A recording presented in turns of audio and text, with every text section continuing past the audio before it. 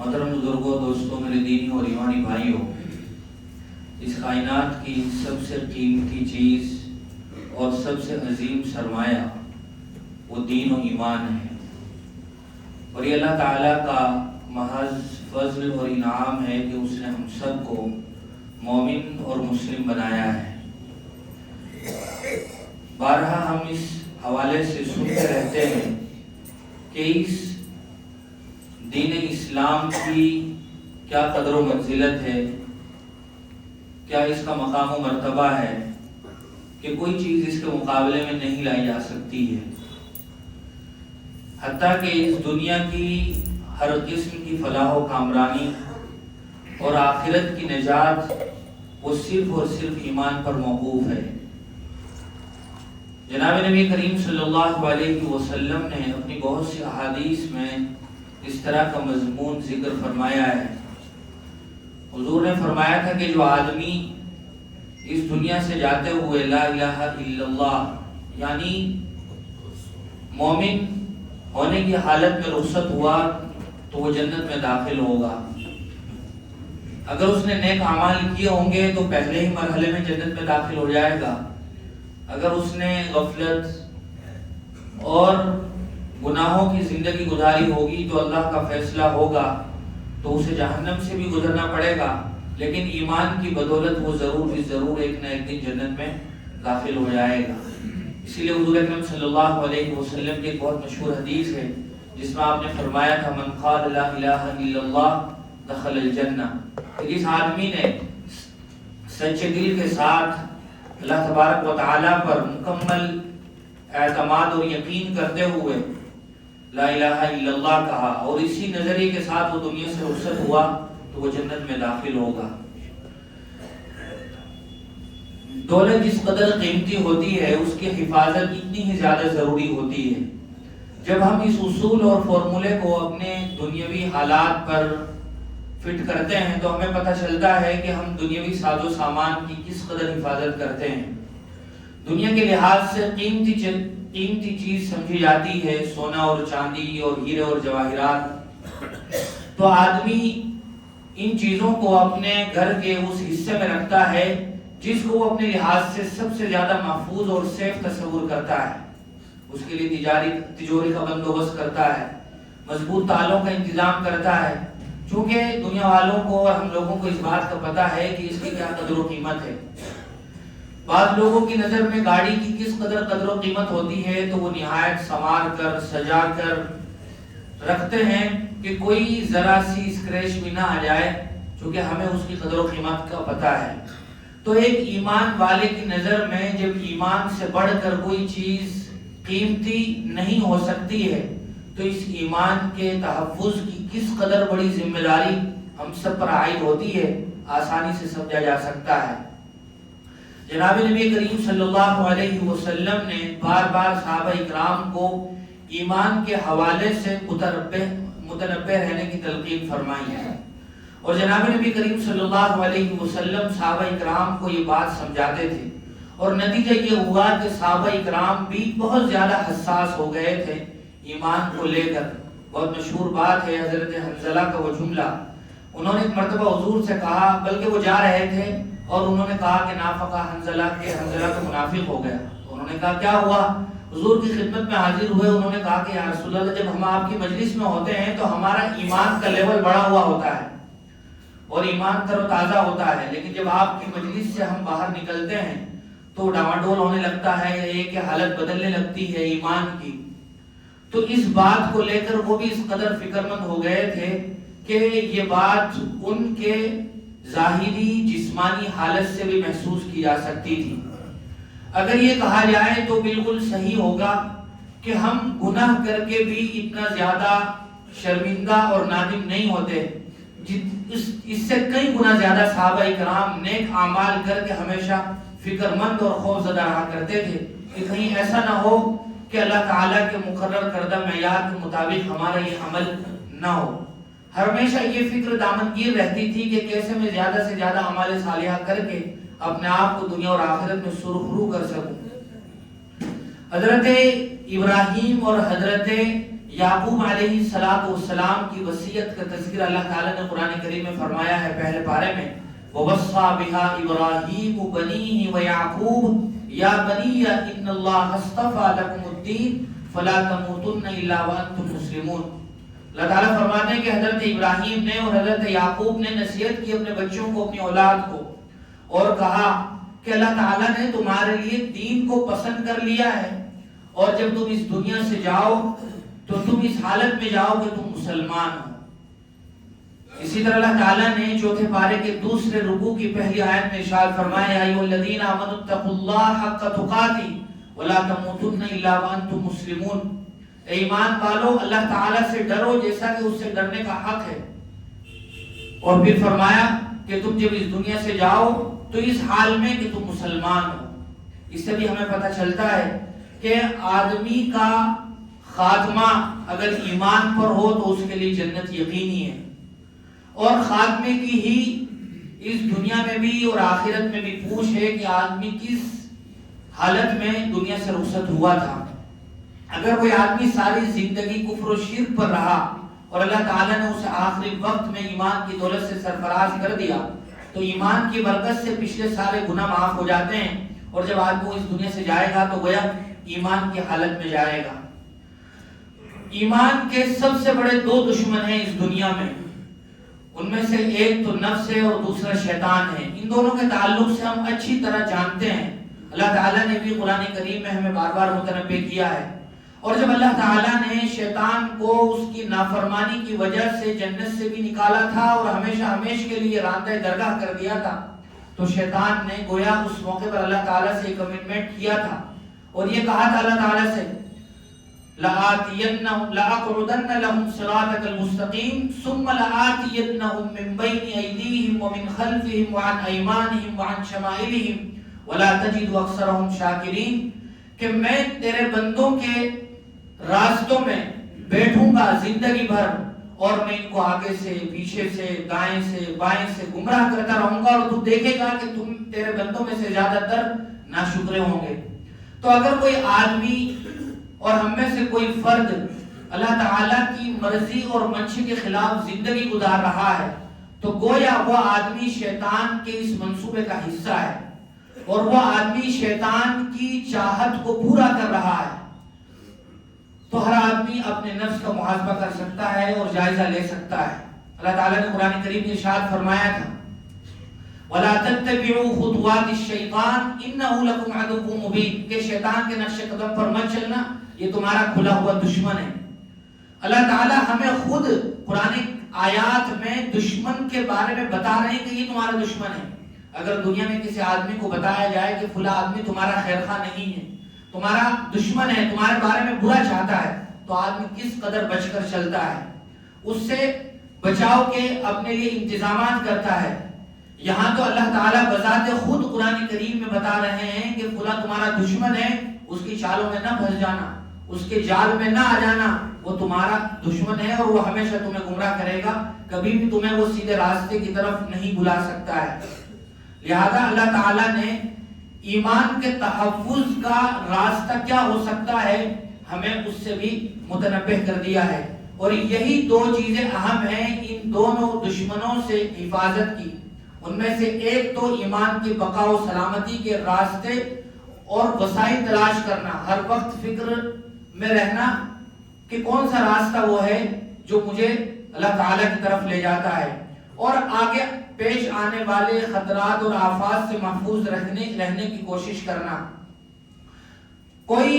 Virus پھیل جائے تو ہم اپنے بچاؤ کا سامان کرتے ہیں، اس کے لیے مختلف ممکنہ جو تدابیر ہو سکتی ہیں اختیار کرتے ہیں۔ تو یہاں بھی شیطان کی راہ پر جانے والے جو طریقے ہیں ان طریقوں سے اور ان راستوں سے اپنے آپ کو پہلے ہی دور رکھنا، یہ سچی بات یہ ہے کہ ایک مومن کی نشانی ہے۔ حضور اکرم صلی اللہ علیہ وسلم نے فرمایا تھا، الکیس من دان نفسہ وعمل لما بعد الموت، کہ اللہ کی نظر میں عقل مند وہ ہے جو کل آنے والے احوال سے پوری طرح باخبر ہے اور اس کے بارے میں فکر مند ہے۔ دنیا والوں کی نظر میں کامیابی کے مختلف پیمانے ہو سکتے ہیں، ان کے یہاں عقل مندی کے مختلف ترازو ہو سکتے ہیں، لیکن اللہ تعالیٰ نے جس آدمی کو عقل مند قرار دیا ہے وہ آدمی ہے جو اپنے آئندہ کل کے لیے فکر مند ہے، اور اللہ تعالیٰ کی نظر میں کامیابی وہی ہے، فمن زحزح عن النار وادخل الجنة فقد فاز وما الحیاۃ الدنیا الا متاع الغرور، کہ جو آدمی جہنم سے بچا لیا گیا اور جنت میں داخل کر دیا گیا، وہ آدمی اللہ کی نظر میں کامیاب ہے۔ اللہ تعالیٰ اسے کہہ رہے ہیں کہ یہ آدمی کامیاب ہے۔ اب دنیا میں رہتے ہوئے چاہے اسے جھونپڑے میں زندگی گزارنی پڑے، چاہے اسے چٹنی روٹی پر اکتفا کرنا پڑے، روکھا سوکھا کھانے اور موٹا جوٹا پہننے پر ہی اس کی زندگی گزر جائے، اگر وہ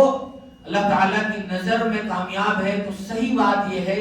کہ وہی صحیح معنی میں کامیاب ہے۔ اور اس دنیا میں رہتے ہوئے چاہے آدمی کتنی ہی سہولتوں اور آسائشوں کے درمیان رہے، اس کے پاس بنگلہ اور گاڑی اور گھوڑا ہو، سیاسی اثر و رسوخ ہو، سماجی دباؤ کا وہ حامل ہو، لیکن وہ ایمان سے محروم ہے یا یہ کہ ایمانی صفات سے دور ہے، تو اللہ تعالیٰ کی نظر میں وہ کامیاب نہیں ہے۔ اس لیے اہل اللہ کی ہمیشہ یہ فکر رہا کرتی تھی کہ کس طرح ہم اپنے ایمان کے تحفظ کے انتظامات کریں اور ہم اپنے لیے حسن خاتمہ کا انتظام کریں، کہ جب ہم اس دنیا سے جا رہے ہوں تو اللہ تعالیٰ ہم سے راضی اور خوش ہو۔ اس کے لیے اہل اللہ ہمیشہ فکر مند رہا کرتے تھے۔ آدمی جب اس دنیا میں رہتے ہوئے ایمانی تقاضوں پر عمل کرتا ہے اور ایمانی صفات کو اپناتا ہے، سنت اور شریعت کو اپنی صحیح زندگی تصور کرتے ہوئے اسے اپنی زندگی سے قریب کرتا ہے، سنت نبی کے سانچے میں ڈھلتا ہے، تو اس بات کی گارنٹی ہے کہ اس کو حسن خاتمہ نصیب ہوگا۔ جو آدمی ہمیشہ فکر کرتا رہا اور اس فکر میں تقاضوں پر بھی چلتا رہا، تو گویا اللہ تعالیٰ اسے اس کی اس تمنا، آرزو، محنت، جدوجہد اور کوشش کے نتیجے میں جو موت عطا فرمائیں گے وہ حسن خاتمہ ہوگی، جس کو حسن خاتمہ کہا جاتا ہے کہ یہ آدمی صحیح موت مر کے اس دنیا سے چلا گیا، اس کو حسن خاتمہ کہا جاتا ہے۔ حسن خاتمہ کے لیے باقاعدہ علماء اور اللہ والے ہمیشہ محنتیں کرتے رہتے ہیں، اور اللہ کے رسول صلی اللہ علیہ وسلم نے ہمیں حسن خاتمہ کی دعائیں بھی سکھائی، اور علماء نے احادیث کی روشنی میں مختلف علامتیں اور نشانیاں بھی بتائی کہ حسن خاتمہ کسے کہا جاتا ہے۔ حسن خاتمہ کی مختلف نشانیاں اور علامتیں ہیں۔ نمبر 1، مرتے وقت کلمہ لا الہ الا اللہ، یا اللہ کے دوسرا اللہ کے نام پر مشتمل کسی دوسری تسبیح کا موقع مل جانا، یہ بھی ایک بہت بڑی سعادت کی بات ہے۔ اسی لیے جناب نبی کریم صلی اللہ علیہ وسلم نے عام بندوں سے کہا کہ جب تمہیں لگنے لگے کہ ہمارا بندہ اس دنیا سے رخصت ہو رہا ہے، دم واپسی ہے، وہ مرض الوفات میں ہے، تو اس کے قریب بیٹھے ہوئے اسے لا الہ الا اللہ کی تلقین کرتے رہو۔ تلقین کا ایک طریقہ تو یہ ہے کہ اگر ہمیں پتہ چل جائے کہ یہ آدمی ہوش و حواس میں ہے، ہماری بات سن لے گا، تو خود اسے ہی کہتے ہیں کہ لا الہ الا اللہ کا ورد کرتے رہو۔ اور اگر ہمیں ایسا ہو کہ اس کی حالت غیر ہو رہی ہے، بدل رہی ہے، تو اس کو نہ کہہ کر اس کے قریب بیٹھ کر اپنی زبان سے آہستہ کہ وہ سن سکے لا الہ الا اللہ کا ورد کرتے رہو۔ حضور نے فرمایا تلقنوا موتاکم، کہ تم اپنے مردوں کو لا الہ الا اللہ کی تلقین کرو۔ اور پھر آپ نے ایک دوسری حدیث میں اس کلمہ لا الہ الا اللہ کی تعریف فرمائی۔ حضور نے فرمایا من کان آخر کلامہ لا الہ الا اللہ دخل الجنہ، کہ دنیا سے جاتے ہوئے جس آدمی کا آخری بول، آخری کلمہ وہ لا الہ الا اللہ ہوگا، وہ جنت میں داخل ہو گیا۔ ایک بہت ہی جلیل القدر صحابی گزرے ہیں اور اسلام کے عظیم سپہ سالار حضرت عمرو بن العاص رضی اللہ تعالیٰ عنہ، ان کی وفات کے وقت یہ لوگوں نے ماجرا دیکھا کہ انہوں نے بارگاہ الہی میں اپنے دونوں ہاتھ اٹھائے اور عاجزی کے ساتھ کہا کہ پروردگار، آپ نے ہمیں احکام کا حکم دیا عمل کرنے کا، ہم نے مخالفت کی، آپ نے منع کیا، ہم نہ رکے، رب کریم میں بے قصور نہیں ہوں کہ میں معذرت کروں، اور طاقتور بھی نہیں ہوں کہ میں غالب آ جاؤں، اگر تیری رحمت شامل حال نہ ہوئی تو ہلاک ہو جاؤں گا۔ پھر آپ نے 3 مرتبہ کلمہ لا الہ الا اللہ پڑھا اور اپنی جان آفری کے سپرد کر دی، یعنی وہ اللہ کو پیارے ہو گئے۔ اس سے بھی ہمیں پتہ چلتا ہے کہ اس کلمے کی کیا اہمیت ہے اور کیا عظمت و رفعت ہے۔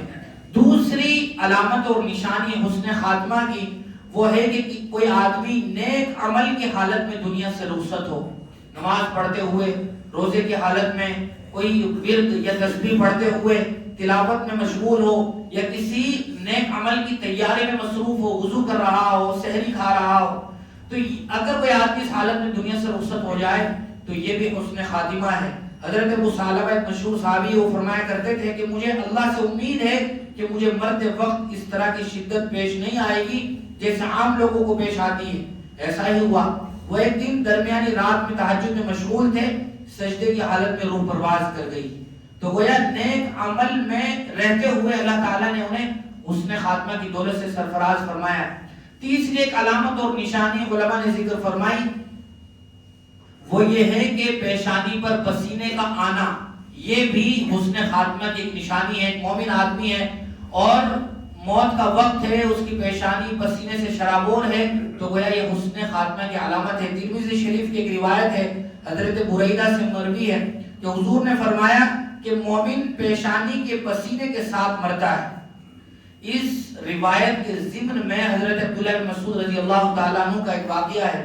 ان کے خاص شاگرد تھے حضرت علقمہ، وہ ایک مریض کی عیادت کے لیے گئے جو موت اور زندگی کی کشمکش میں تھے۔ آپ نے دیکھا کہ اس کی پیشانی سے پسینہ نکل رہا ہے تو مسکرانے لگے۔ تو لوگوں نے پوچھا کہ مسکرانے کی ایسے موقع پر کیا وجہ ہے؟ تو فرمایا کہ میں نے اپنے استاد حضرت عبداللہ بن مسعود رضی اللہ تعالیٰ عنہ سے یہ سنا کہ حضور نے فرمایا کہ مومن کی روح پسینہ بہا کے نکلتی ہے۔ پسینہ کیوں نکلتا ہے؟ اس کی علماء نے مختلف وجوہات بیان فرمائی ہے۔ یہ تو بہت ساری وجوہات ہیں، لیکن ایک وجہ علماء نے بیان فرمائی کہ مومن کو موت کی شدت بہت کم ہوتی ہے اور وہ بس صرف اتنی ہوتی ہے کہ اس کی پیشانی پر پسینہ آ جاتا ہے، تو گویا یہ بھی حسن خاتمے کی علامت ہے۔ اسی طرح علماء نے ایک چوتھی علامت بھی بیان فرمائی کہ جمعہ کے دن موت کا ہونا، یہ بھی حسن خاتمے کی علامت ہے۔ اگر کوئی حضور اکرم صلی اللہ علیہ وسلم کا فرمان ہے کہ جو آدمی جو مسلمان جمعہ کے دن یا جمعہ کی رات میں وفات پاتا ہے تو اللہ تعالیٰ اس کو قبر کے فتنے سے محفوظ فرماتے ہیں۔ جمعہ کی رات جو رات ابھی گزری ہے وہ جمعہ کی رات کہلاتی ہے،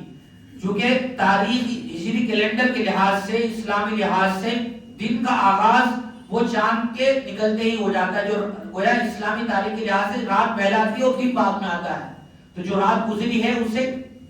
جمعہ کی رات کہا جائے گا۔ تو اللہ کے رسول صلی اللہ علیہ وسلم نے فرمایا کہ جو آدمی جمعہ یا جمعے کی رات میں مرتا ہے تو اللہ تعالیٰ اس کو قبر کے فتنے سے محفوظ رکھتا ہے۔ اسی طرح پانچویں علامت بیان فرمائی، رمضان میں موت کا آنا، یہ بھی حسن خاتمہ کی ایک علامت اور نشانی ہے۔ حضور اکرم صلی اللہ علیہ وسلم کی بعض روایات سے پتہ چلتا ہے کہ رمضان میں انتقال ہو جائے تو قبر کا عذاب ہٹا لیا جاتا ہے۔ اسی طرح ایک چھٹی علامت ہے شہادت کی موت کا مرنا، یہ اللہ تعالیٰ کی نظر میں حسن خاتمہ ہے، اور اس سے بڑھ کر کیا حسن خاتمہ ہوگا کہ کوئی آدمی اللہ کی راہ میں میدان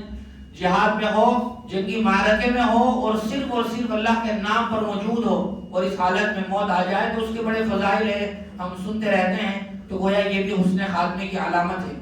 اسی طرح ساتویں علامت حسن خاتمے کی یہ ہے کہ مرنے والے کے حق میں خیر اور بھلائی کی گواہی دینا، یہ بھی حسن خاتمے کی علامت ہے۔ پڑوسیوں کا، دوست و احباب کا، اعزاء و اقربا اور رشتہ داروں کا مرنے والے کے بارے میں اس بات کی گواہی دینا کہ یہ بڑا بھلا آدمی تھا، بہت اچھا آدمی تھا، با اخلاق تھا، یہ اس کے اوصاف و کمالات تھے، تو لوگوں کا اس بات کی گواہی دینا یہ بھی حسن خاتمے کی علامت ہے۔ بلکہ حضرت انس بن مالک رضی اللہ تعالیٰ عنہ سے اس سے متعلق ایک روایت مروی ہے، وہ فرماتے ہیں کہ صحابہ اکرام کا گزر ایک جنازے پر ہوا، لوگ نے جب جنازہ دیکھا صحابہ اکرام نے تو اس کی تعریف کرنے لگے، تو حضور اکرم صلی اللہ علیہ وسلم نے فرمایا کہ واجب ہو گئی، آپ نے یہ فرمایا صرف کہ واجب ہو گئی۔ پھر آگے بڑھے تو پھر دیکھا کہ کوئی جنازہ موجود ہے تو صحابہ اکرام نے اس کے بارے میں کہا کہ گویا اس کا تذکرہ اچھائی کے ساتھ نہیں ہوا، تو حضور نے سنا تو پھر فرمایا کہ واجب ہو گئی۔ بعد میں حضرت عمر بن خطاب نے پوچھا کہ یا رسول اللہ سمجھ میں نہیں آیا ماجرا کیا واجب ہو گئی، تو حضور اکرم صلی اللہ علیہ وسلم نے فرمایا کہ جس آدمی کے بارے میں گویا بھلائی کے کلمات کہے گئے اس کے لیے جنت واجب ہو گئی، اور جس آدمی کو برائی کے ساتھ یاد کیا گیا تو گویا جہنم واجب ہو گئی۔ اسی لیے حضور اکرم صلی اللہ علیہ وسلم نے یہ بات ارشاد فرمائی، اذکروا محاسن موتاکم، کہ تم اپنے مردوں کو اچھائی کے ساتھ یاد کرو۔ جب کوئی آدمی اس دنیا سے رخصت ہو جائے تو اس کو اچھائی کے ساتھ یاد کرنا چاہیے، اور اس کا تذکرہ خیر اور بھلائی کے ساتھ کیا جانا چاہیے۔ اسی طرح ایک 8ویں علامت بھی حسن خاتمہ کی بیان فرمائی، وہ یہ ہے کہ مدینہ منورہ کی موت اگر کسی آدمی کو نصیب ہو جائے تو گویا یہ بھی حسن خاتمہ کی علامت اور نشانی ہے۔ کسی شاعر نے کہا تھا غروب ہوگا کسی دن حیات کا سورج، خدا کرے وہ شام مدینے میں آئے۔ تو رسول اللہ کے شہر میں اور مدینہ میں موت کا آنا یہ بھی حسن خاتمے کی علامت ہے، اور حضور اکرم صلی اللہ علیہ وسلم نے ایسی موت کے فضائل بیان فرمائے۔ مدینے میں موت کا آنا اور جنت البقیع میں تدفین کا ہونا، اس پر بہت سی احادیث ہیں اور فضائل ہیں۔ آدمی اگر زندگی بھر اس فکر میں مشغول رہے کہ مجھے حسن خاتمہ نصیب ہو جائے تو اللہ تعالیٰ اس کی مدد کرتے ہیں اور اسے ایسی ہی موت اور ایسا ہی حسن خاتمہ نصیب فرماتے ہیں۔ موت کا کسی کو کوئی پتہ نہیں ہوتا۔ اس دنیا میں آنے کی تو ترتیب ہے، پہلے دادا آتا ہے، پھر باپ آتا ہے، پھر بیٹا آتا ہے، پھر پوتا آتا ہے، لیکن جانے کی کوئی ترتیب نہیں، جانے کی کوئی ترتیب نہیں ہے کب آدمی دنیا سے رخصت ہو جائے۔ دادا کی موجودگی میں پوتا چلا جائے، باپ کی موجودگی میں بیٹا یا بیٹی چلا جائے، جانے کی کوئی ترتیب نہیں ہے۔ اور وہ لمحہ کسی بھی باپ یا ماں کے لیے بہت مشکل ہوتا ہے جب زندگی میں باپ کو اپنی اولاد کا جنازہ اٹھانا ہو تو وہ پہاڑ سے بھی زیادہ بھاری بھرکم جنازہ ہوتا ہے، گویا اس کا وزن، تو یہ ایک نہایت ہی صبر آزما مرحلہ ہوتا ہے۔ جناب نبی کریم صلی اللہ علیہ وسلم نے ہمیں حسن خاتمے کی دعا بھی سکھائی ہے۔ بہت مشہور دعا ہے، یا مقلب القلوب ثبت قلبی علی دینک۔ اللہ تعالیٰ نے فرمایا، حضور نے فرمایا کہ اے دلوں کو پھیرنے والے، تم میرے دل کو اپنے دین کی طرف پھیر دے۔ اسی طرح کا ایک دوسرا دعائی جملہ ہے، یا مصرف القلوب صرف قلبی الی طاعتک۔ اے دلوں کو پھیرنے والے، تم میرے دل کو اپنی اطاعت کی طرف پھیر دے اور اپنے دین پر جما دے۔ اسی طرح ایک بہت اہم دعا ہے، وہ دعا ہے اللہم توفنا مسلمین واحینا مسلمین والحقنا بالصالحین غیر خزایا ولا مفتونین۔ یہ حسن خاتمہ کی دعا ہے جس کا ترجمہ یہ ہے کہ اللہ تو مجھے مسلمان ہونے کی حالت میں موت دے، مجھے مسلمان ہونے کی حالت میں زندہ رکھ اور نیک لوگوں کے ساتھ میرا حشر فرما۔ اس حال میں نہ ہو کہ ہمیں کوئی ذلت ہو اور میں کسی فتنے کا شکار ہوں۔ ان دعاؤں کو ہمیں پڑھتے رہنا چاہیے۔ یہ حسن خاتمے پر مبنی اور مشتمل بہت ہی اہم دعائیں ہیں اور ہمیشہ نیک اعمال کی فکر میں مشغول رہنا چاہیے۔ اللہ تعالی ہم سب کو بری موت سے محفوظ فرمائے۔ نہیں سنا ہم نے کہ بہت سی مرتبہ ایسا ہوتا ہے کہ فلاں آدمی یا فلاں بچہ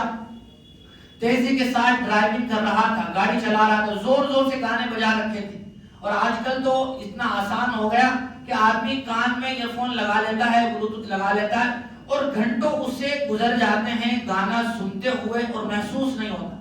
ہمارے نوجوانوں کا اور ہم جیسے دوستوں کا یہ تو ایک عام ماحول ہے، کلچر بن گیا ہے گویا کہ وقت گزارنے کا اور ٹائم پاس کرنے کا بہتر طریقہ ہے کہ کان میں بلوٹوتھ ٹھوس لیا اور دیر تک گانے سننے میں مشغول ہے۔